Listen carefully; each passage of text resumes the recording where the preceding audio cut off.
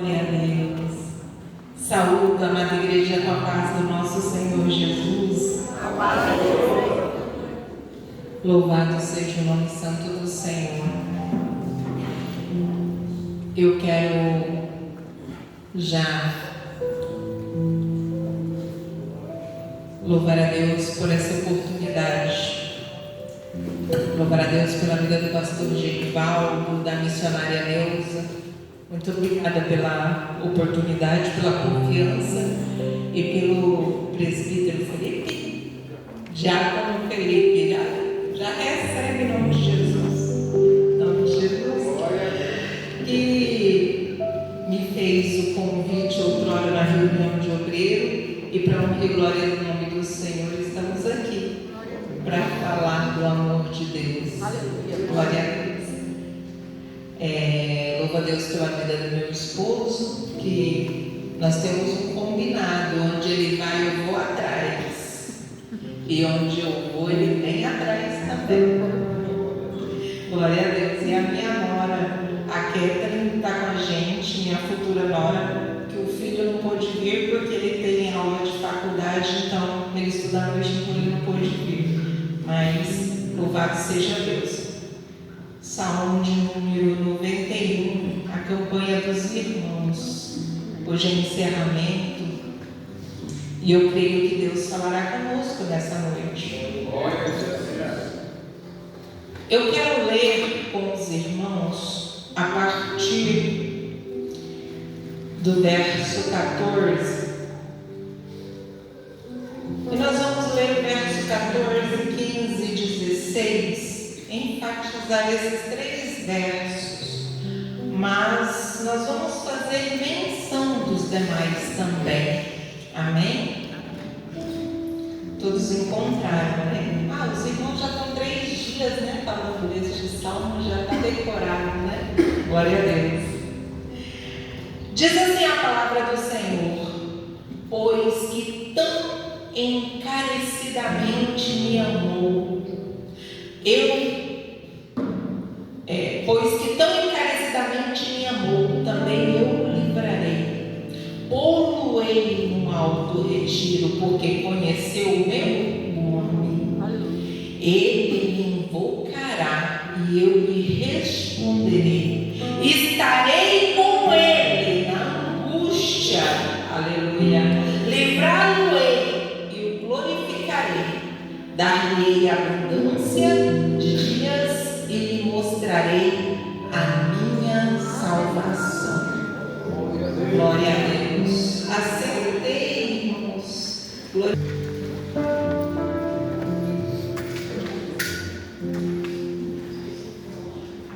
Quando o irmão lançou o convite, ele disse que seria no Salmo 91. E eu achei um salmo muito pertinente, porque é um salmo muito conhecido como um salmo de guerra, não é isso? Quem já ouviu falar? Salmo quando está passando por problemas, tribulações, leia, né? Leia o Salmo 91. Outros dizem assim: ore o Salmo 91, porque salmos, na verdade, eles não são orações, mas eles são cânticos, né? Cânticos de adoração. Aleluias. Mas nós temos eles como oração. Alguns salmos foram escritos por Davi, a maioria deles. Davi escreveu 70 salmos.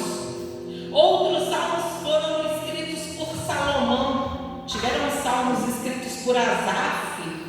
Por exemplo, Salmo 73, Salmo 75. Nós conhecemos bem esses. Tiveram salmos escritos também por Moisés.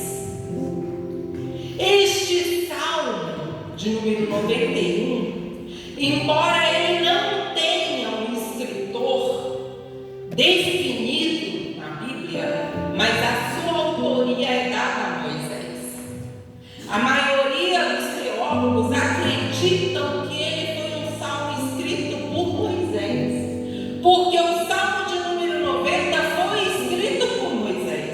Se você ler na sua Bíblia, nos Salmo 90 diz: oração de Moisés, varão de Deus. E o Salmo 91 ele somente diz: segurança daquele que se refugia em Deus. E quando nós olhamos para o Salmo 91, nós vemos uma pessoa falando de habitação. E o Salmo 91 ele foi escrito, além das letras, além dos versos serem versos que clamam a Deus, ele demonstra uma pessoa que reconhece e sabe o que é passar por momentos de fragilidade, mas encontrar socorro em Deus. Glória a Deus. E quando nós olhamos para a Bíblia Sagrada e vemos no período do Êxodo, quando Moisés livra o povo do Egito com mãos fortes sob a direção de Deus, nós vemos eles passarem por momentos de provações, por momentos de barreiras, por momentos de tribulações, mas nós vemos também Deus cuidando, Deus guardando, Deus livrando, Deus movendo, Deus dando para eles todo o recurso necessário para chegar até a promessa. Aleluia. Oh, Santo de Israel. Acredita-se que o Salmo 91 ele foi escrito durante o período de travessia do deserto, entre a saída do Egito, antes de chegar até Canaã, no percurso do deserto, porém após a construção do tabernáculo. Porque durante a travessia o Senhor ordenou a Moisés que construísse um local para que ele habitasse no meio do povo. Porque Moisés, toda vez que Moisés subia ao monte para buscar a Deus, ele voltava no meio do povo, o povo estava fazendo alguma coisa que não era para fazer, adorando o bezerro de ouro, achando que Moisés já tinha morrido. Então Deus resolveu criar uma estrutura no meio do povo, para ele habitar no meio do povo, para que ele pudesse se manifestar no meio do povo. Aí nós vemos no verso 1 dizendo assim: aquele que habita no esconderijo do Altíssimo, a sombra do Onipotente descansará. Olha isso. Quando a gente fala de habitar, quem tem casa sabe o que é você ter uma casa para retornar. Quem tem uma casa sabe o que é você passar um dia cansativo no trabalho e você desejar ter uma casa para voltar. Só que o povo atravessando o deserto ainda não tinha uma casa para voltar. O povo atravessando o deserto, eles não tinham uma morada, eles não tinham uma parada determinada. Ora eles paravam em Mara, ora eles paravam próximo de Jericó, ora eles paravam às margens do Mar Vermelho, ora eles paravam próximo do Rio Jordão, ora eles paravam no meio do deserto. Eles não tinham lugar para parar, eles não tinham lugar para habitar, eles estavam como nômades transitando, buscando a sua habitação. Mas aí Moisés sabia o que era ter descanso. Não era um lugar para você descansar, mas um Deus em quem você podia confiar. Aleluia. Verdade. Quando a gente busca a referência sobre a palavra habitar,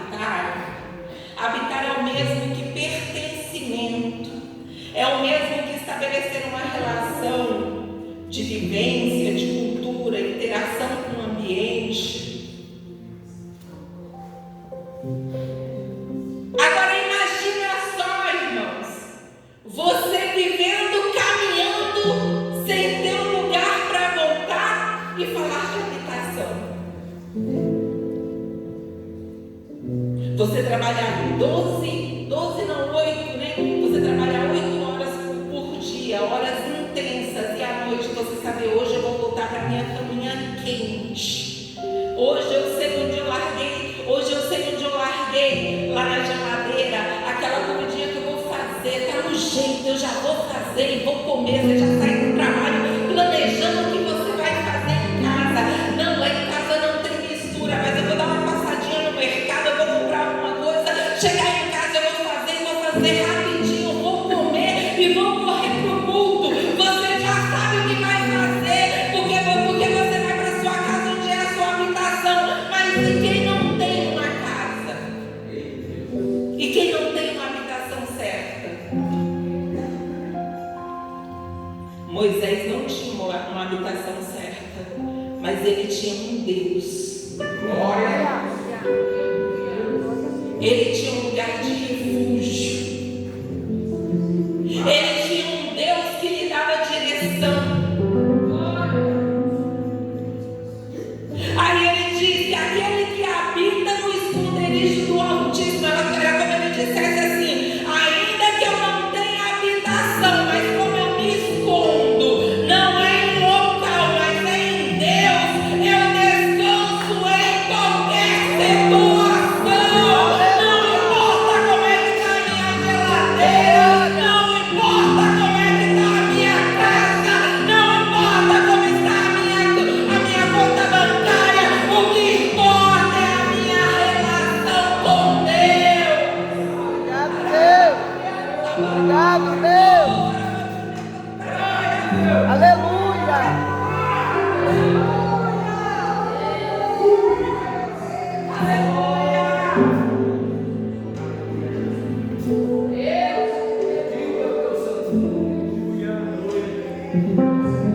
Descansa em Deus.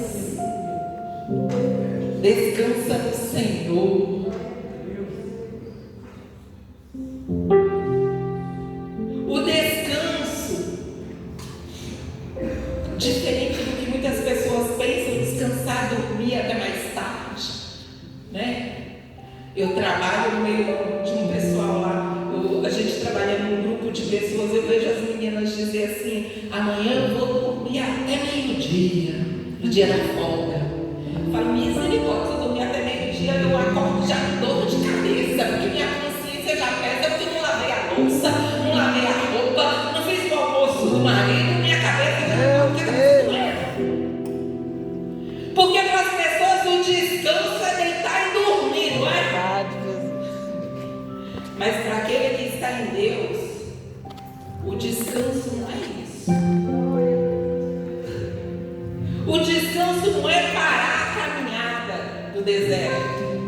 O descanso não é parar debaixo de uma sombra. O descanso é você continuar. É você continuar.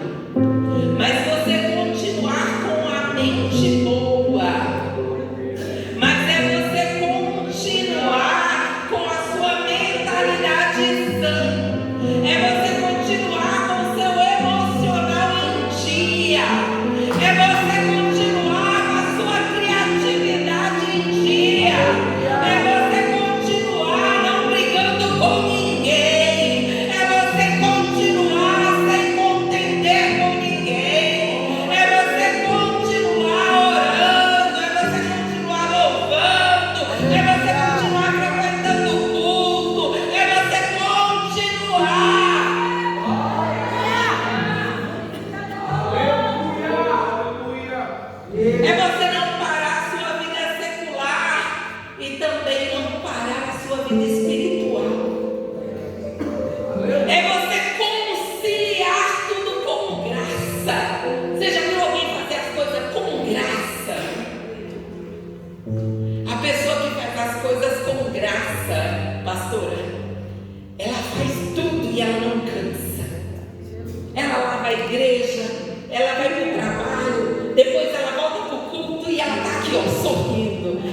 glória, e louvando a Deus, e o corpo não cansa, e ela está, por quê? Porque ela está descansando no Senhor, ela não está preocupada com quem não veio. Oh, glória. Aleluia. Glória a Deus. Eita. Deus, poder e glória.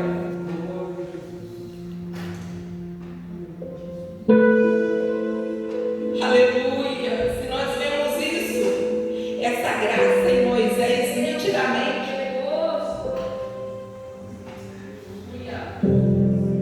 nós vemos essa graça em Moisés nitidamente na travessia, porque Moisés ele tinha que resolver o conflito do povo, ele tinha que orar a Deus por providência, ele tinha que estender o cajado para o mar abrir, ele tinha que tocar na rocha para sair água, e ele tinha que resolver o problema do povo, e ele tinha que ensinar o povo, e ele tinha que orar a Deus, e ele tinha que adorar, e ele tinha que fazer tudo, e fazia tudo com graça. Glória a Deus. Isso é só para quem está no esconderijo do Altíssimo. Meu Deus.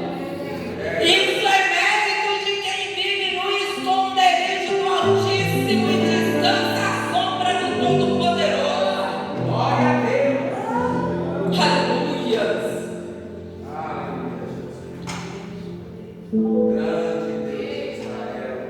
Tu és fiel, Senhor. E sabe o que eu acho bom? Que esse salmo aqui eu decorei ele logo lá no início da minha conversão, que quando eu aceitei Jesus, Deus colocou no meu caminho, porque a minha conversão foi um período muito difícil, sabe? Porque existe aquele ditado que ele é verdadeiro, você vê no amor ou você vê na dor, né? Eu vi na dor. E quando a gente vem pela dor, se não tem aquela irmã do coque, aquela pentecostal, sabe? Aquela irmã do manto, perto da gente não fica. Aquela que deu um susto, aquela que você está querendo parar, ela está pelo seu braço, ela vai, não, vem aqui que nós vamos orar, nós vamos fazer uma campanha. É lá em casa, 3 horas da tarde, nós vamos levantar uns louvor da harpa, nós vamos orar um sino, nós vamos pregar, eu vou falar de Deus para você, mas você não vai parar. Glória a Deus. Ela me fez decorar o Salmo 91. E ela falava para mim assim: você vai na sua casa, lê esse salmo uma vez na sala, aí você pula para a cozinha, você lê ele todinho na cozinha. Aí você sai da cozinha, você vai pro quarto do teu filho, você lê todinho no quarto do teu filho. Aí depois você pula pro teu quarto, você lê todinho no teu quarto. Aí você vai pro corredor, lê todinho no corredor. Depois você vai pra garagem, lê ele todinho na garagem. Aí depois você vai lá para o quintal, você lê ele todinho no quintal. E aí você vai ver Deus trabalhar. Aleluia. Meu Deus. Ou seja, ela não falou para mim, abre a página lá na estante, deixa aberta. É, Deus. Poeira, não, ela falou, tu lê. Aleluia. Tu lê e tu tenha fé que Deus vai fazer. Deus vai fazer uma obra tão grande na tua casa, minha irmã. Oh, glória.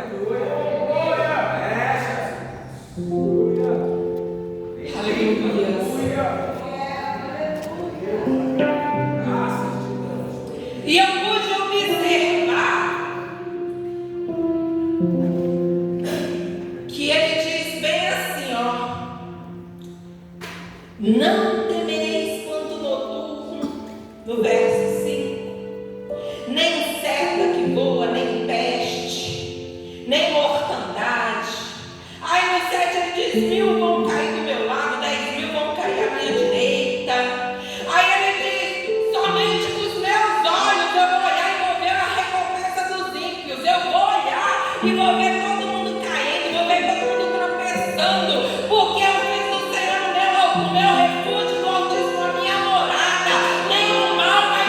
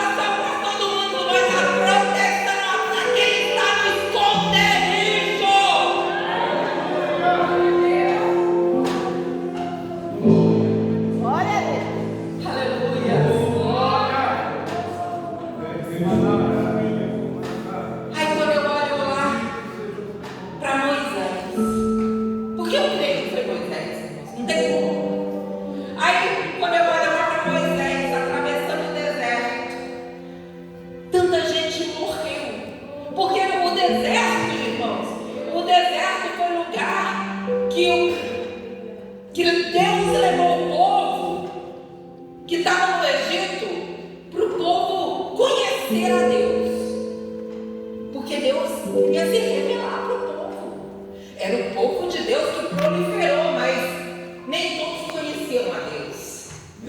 Então Deus queria se revelar para o povo, mas tinha gente que não queria conhecer a Deus. Teve pessoas que diziam assim: eu preferia a cebola lá do Egito do que passar fome aqui no deserto. E Deus mandava maná. E o povo reclamava do maná. E Deus mandou codorna. Deus ficou tão irado com o povo que Deus mandou tanta codorna que o povo comeu, que a palavra diz que saía carne pelo nariz do povo.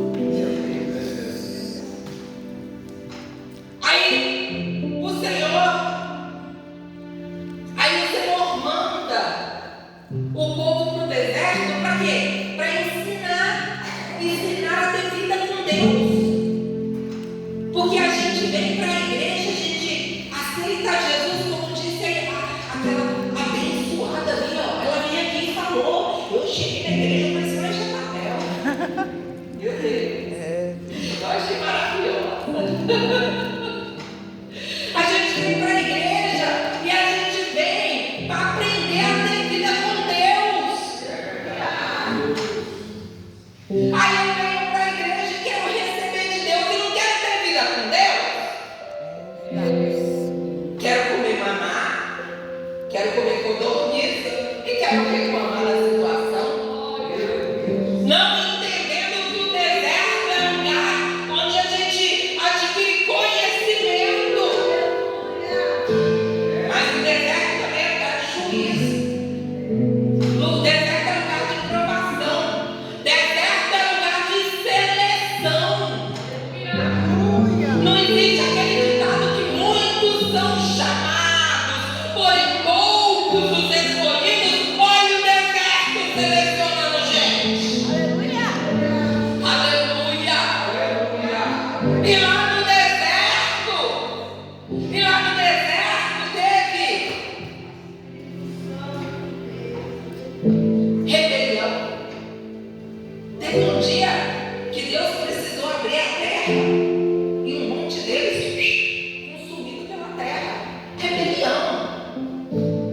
Teve um dia que veio um monte de serpente e vários foram picados pelas serpentes e mortos pelo veneno da serpente. Foi levantada uma serpente no deserto, uma serpente dourada de bronze no deserto, simbolizando Jesus, para que todos aqueles que olhassem para aquela serpente fossem curados. Só que nem todos olharam. E aí muitos foram mortos. Ou seja, deserto é lugar de seleção. Deserto é lugar de juízo e disciplina. E não de cuidado extremo.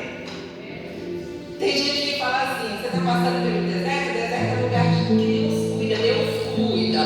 Cuida quem está habilitando. Aleluia. Esconderijo altíssimo. Quem faz dele morada.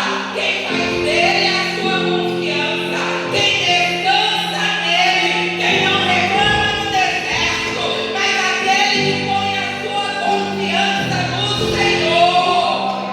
Aleluia. Não vamos distorcer a palavra. Aleluia.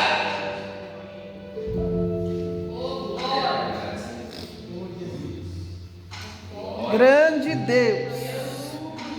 Aleluia, Jesus. Glória a Deus. Aí a partir do versículo, o irmão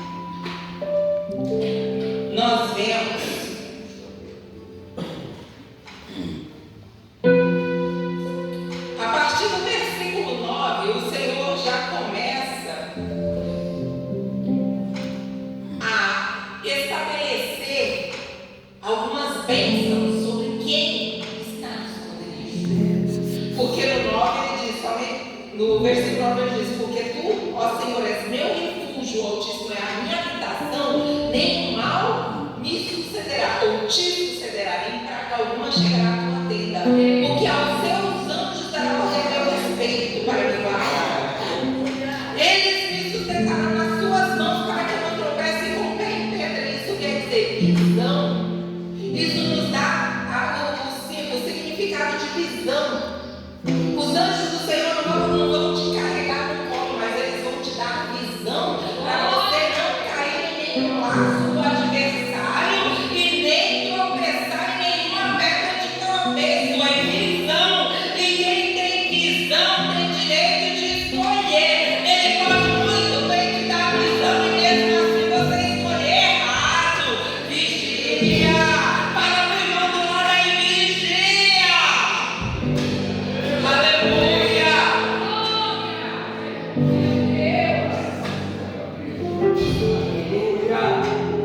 Glória a Deus. O versículo 14 em diante é o próprio Deus. É como se o próprio Deus declarasse. Porque tão encarecidamente me amou. Isso é o próprio Deus divino. Aleluia. Também eu o livrarei. Aleluia. Pô-lo-ei num alto retiro, porque conheceu o meu nome. Meu Deus. Ele me invocará. Olha só.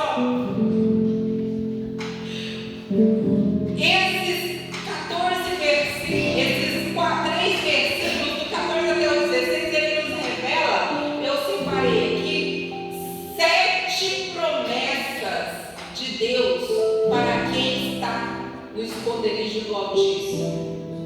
Primeira promessa, livramento. Quem está no esconderijo do Altíssimo? Quem está no esconderijo do Altíssimo recebe do Senhor livramento, porque ele diz, porque a mim se apegou com amor, ou porque tão encarecidamente me amou, eu o livrarei. O Senhor garante livramento para a tua vida. Não foi isso que a pastora falou aqui? Livramento de Deus. Aleluia, Deus. Aleluia. Na última reunião de obreiro, semana passada, eu e meu esposo, nós fomos lá e nosso carro estava na graça. Ele estava na graça, porque graças a Deus ele arrumou. Nós arrumamos ele.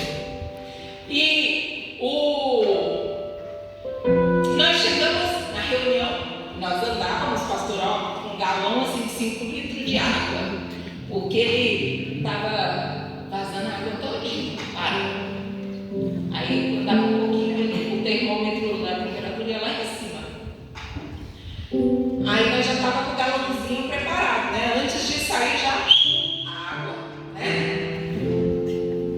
Aí colocamos a água no carro, vamos embora, né? Acabou a reunião, foi uma bênção, né? Que reunião abençoada, aqueles testemunhos daquela mulher. Eu preciso ter um particular com a mulher para me ensinar aqueles mistérios com Deus lá, hein? Porque esses filhos caíram, foi forte. Ô, Jesus. Foi um mistério puro, eu quero esse mistério. Aí no caminho não, mas ele saiu do lugar, tá? Meu marido deu partida no carro, o carro não pegava. Eu falei, Jesus dos crentes, agora? Eu dava partida, o carro não pegava. Aí ele tentou dar partida umas 10 vezes, o carro não pegava. E o medo de afiar a bateria, porque toda vez que dá partida, consome uma carga maior, né? Depois que o alternador vai repondo a bateria, a carga, né? Aí eu falei, amor, será que não está faltando gasolina lá no injetor lá de partida frio? Aí ele falou assim, não tem como, porque aí ele está na gasolina, porque nosso carro é flex, né? Não tem porque ele está na gasolina. E vou empurrar, você dá um tranco. Irmão, eu não sei fazer isso. Aí eu falei, tá bom, vai, empurra lá que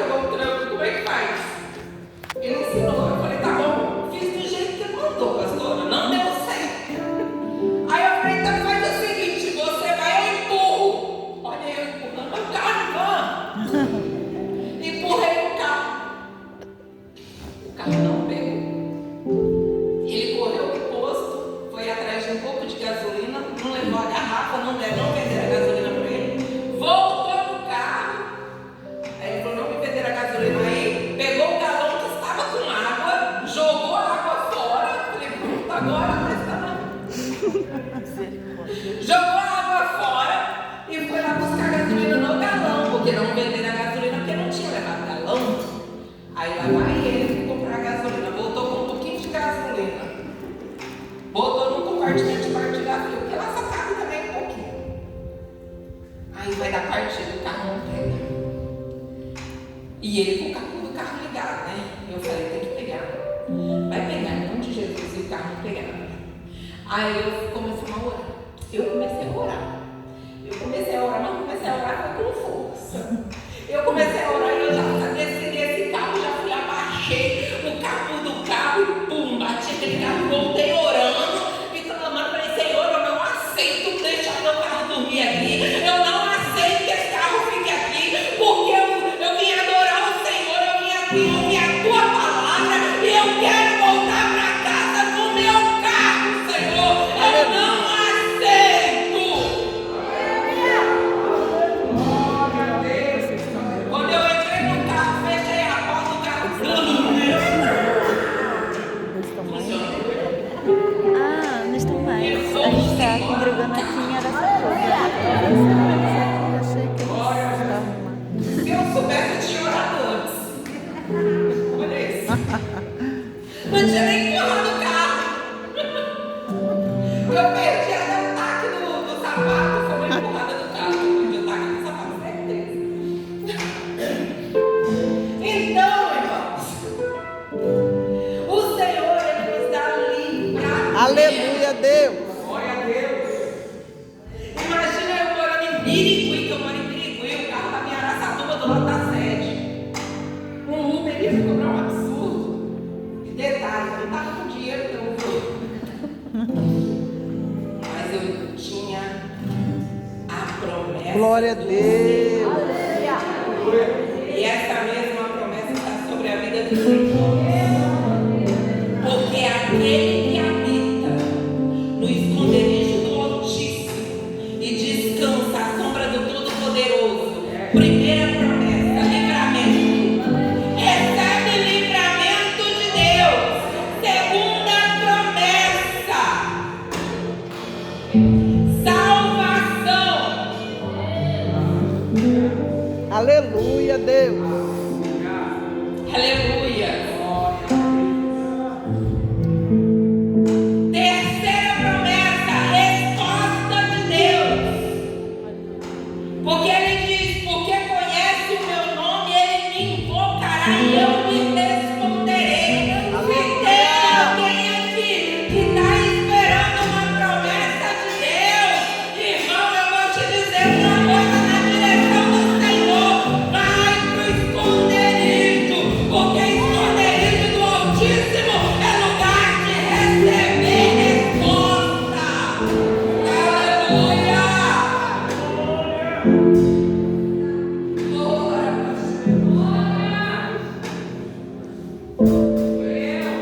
O Senhor também nos garante uma quarta promessa. Ele diz que na sua angústia Ele estará contigo, Ele te garante companhia. Quarta promessa, você não está só. Você não está só, mesmo nos seus momentos de maior fragilidade. O Senhor estará sempre contigo.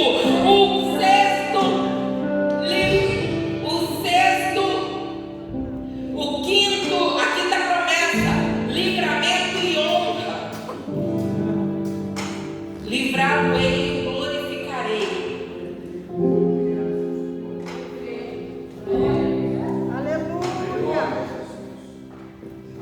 A parte B do verso 15 diz assim: estarei com ele na angústia. O Senhor te livrará na angústia, porque Ele diz assim: livrá-lo-ei e o glorificarei. Glória a Deus.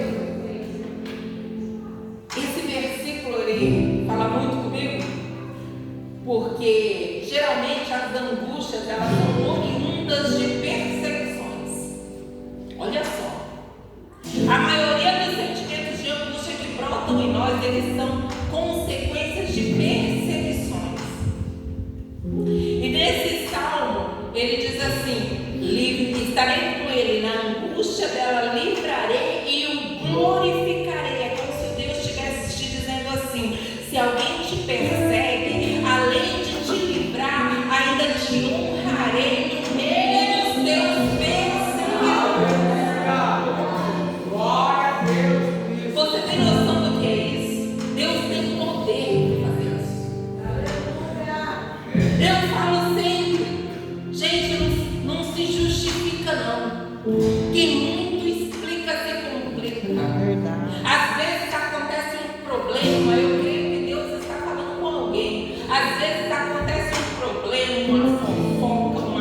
contenda, e aí a gente quer se explicar, quer se justificar, quer contar como aconteceu. Conta nada, não, fica calada, porque quem te justifica é Deus, é aquele que te justifica, é aquele que te honra, é aquele que mostra a verdade, é aquele que fala quem é de fato o culpado.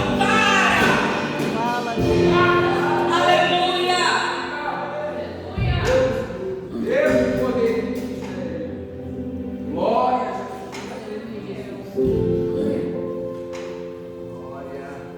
Sexta promessa, longevidade.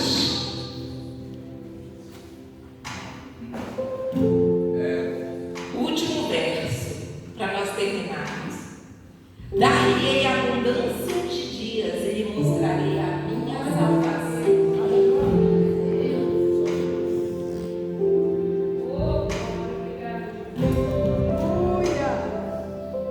Jesus disse que ele veio para nos dar vida e dar em abundância.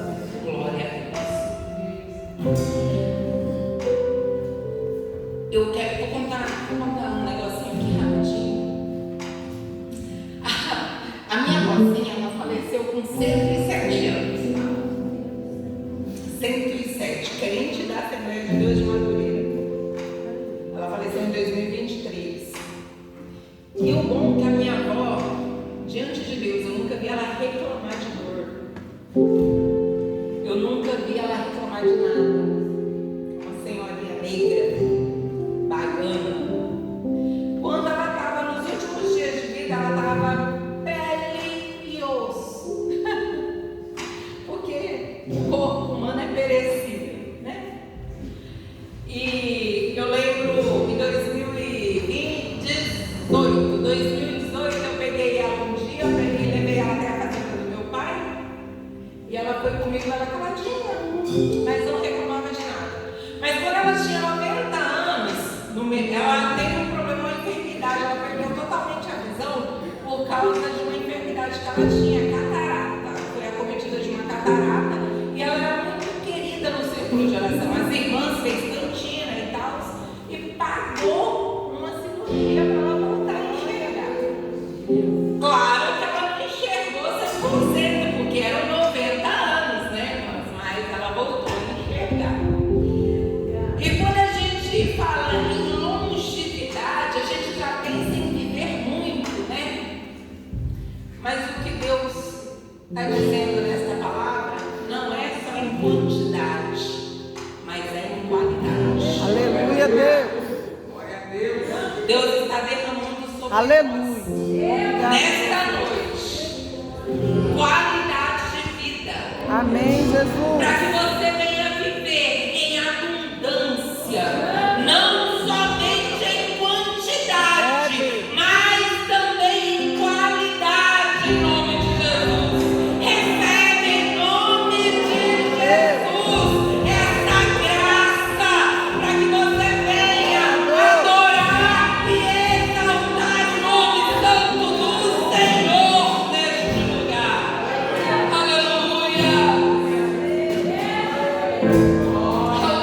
Santo de Israel, Deus poderoso. Glória a Deus. E aqui eu termino. E que nós venhamos compreender que o habitar não é só visitar, mas é pertencer a um povo que é Aleluia. chamado povo de Deus, que é pertencer a um reino, que é o reino dos céus. É aonde você pertence à sua morada.